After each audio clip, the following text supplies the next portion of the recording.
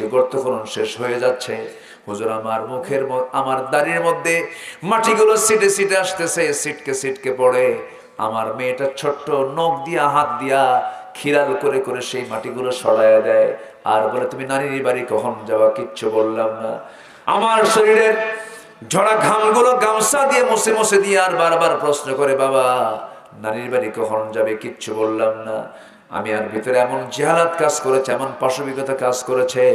মেয়েটাকে বললাম, মা দেখো তো গর্ত খননটা কেমন হয়েছে। মেয়েটা হুজুর একটা মুচকি হাসি মারলো, গর্তের কিনারায় গেল, দেখতে নিল। আমি পিছন দিকে চলে আসলাম। দিলের মধ্যে কোনো মায়া কাজ করলো না, পাষাণ হৃদয় হুজুর আমার। পিছন দিক থেকে এমন জোরে ধাক্কা মারলাম, এক ধাক্কায় বাচ্চাটা গর্তের মধ্যে পড়ে গিয়া চিত হয়ে দুটো হাত এক জায়গায় করে বলছে, বাবা বুঝতে পেরেছি আমার মার কথাই সত্য, তুমি আমাকে মারার জন্য আমি দুনিয়াতে মেয়ে হয়ে জন্ম নিয়েছি।